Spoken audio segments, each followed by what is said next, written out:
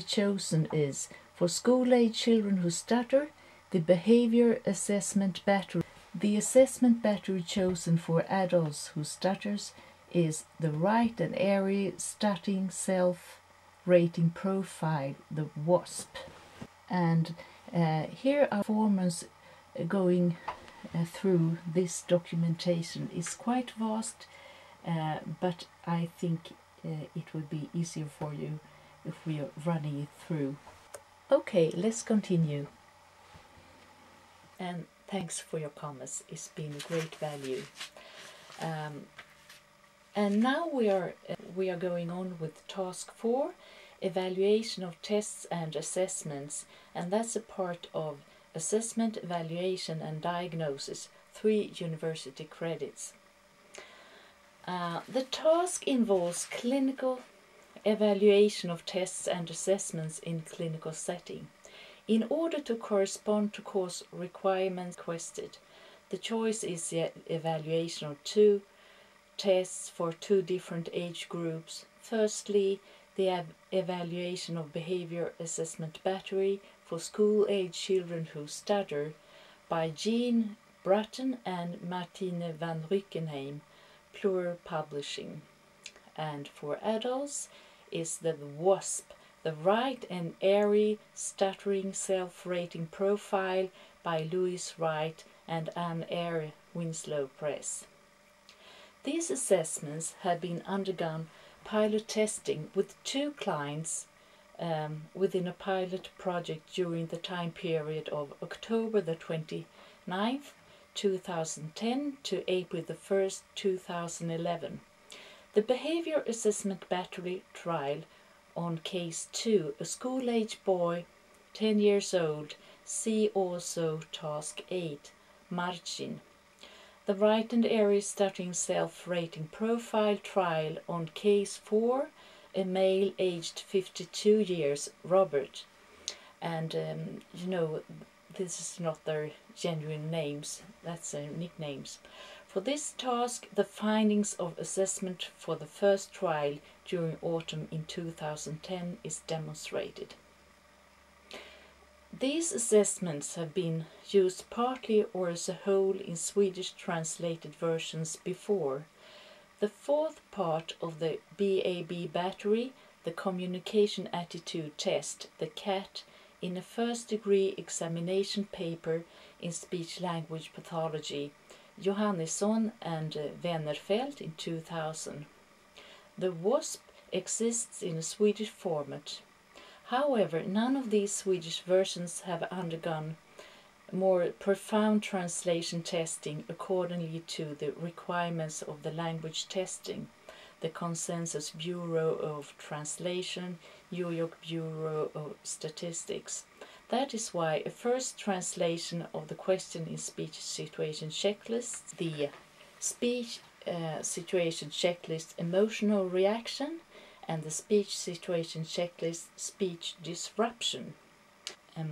Also the behavior checklist is completed with the already translated versions of CAT, the Communication Attitude Test, and also with WASP.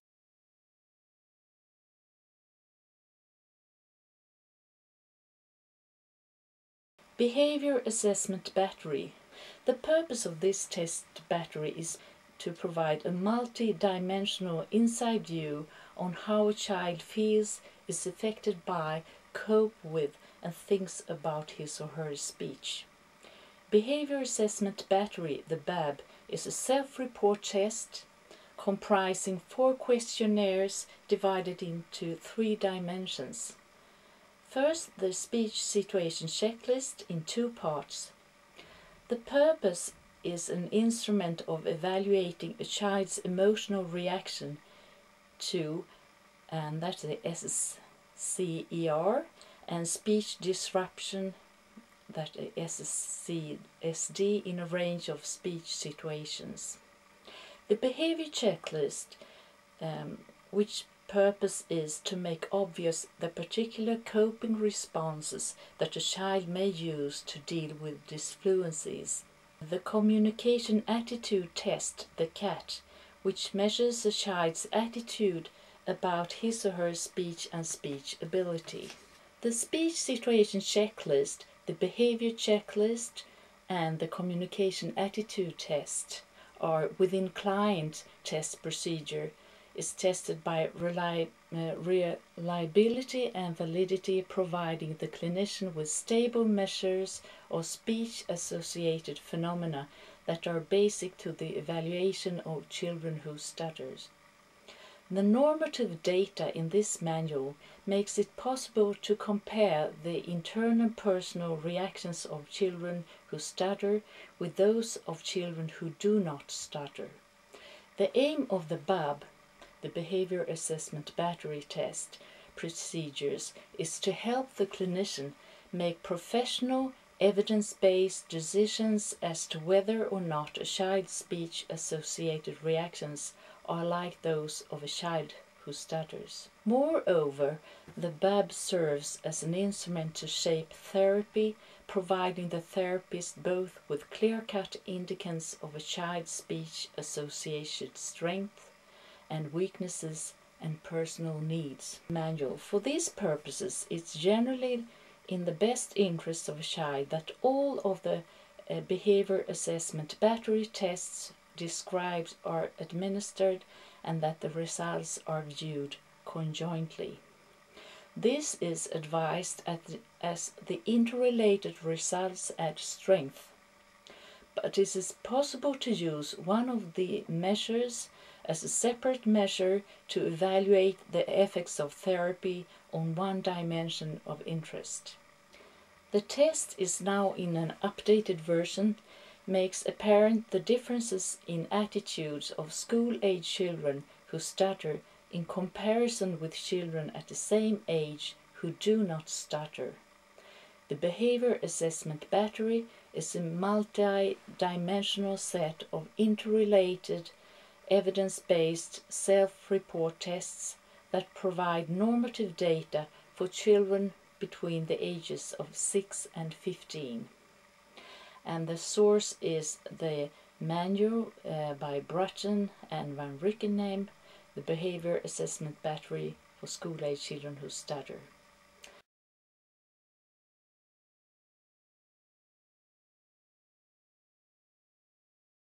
Now to the pilot testing. The Behavior Assessment Battery is pilot tested on a bilingual child, a 10-year-old boy born in Sweden, cognitively fluent in both languages, and that is in comprehension, but due to newly developed strong reactions to his stutter, have signs of selective mutism that affects his willingness to speak with adults but not with peers. The test is done after prior consent of his parents as a part of immediate clinical therapy within research project. Each statement or question of each checklist are translated from English to Swedish. The test procedure is done as follows. The clinician reads each statement orally and the child marks his answers with a pen. The examination is followed by rewarding activities, things he likes to do. This is done during his third visit to therapy. And for the results in this particular case, you can go to case 2, margin.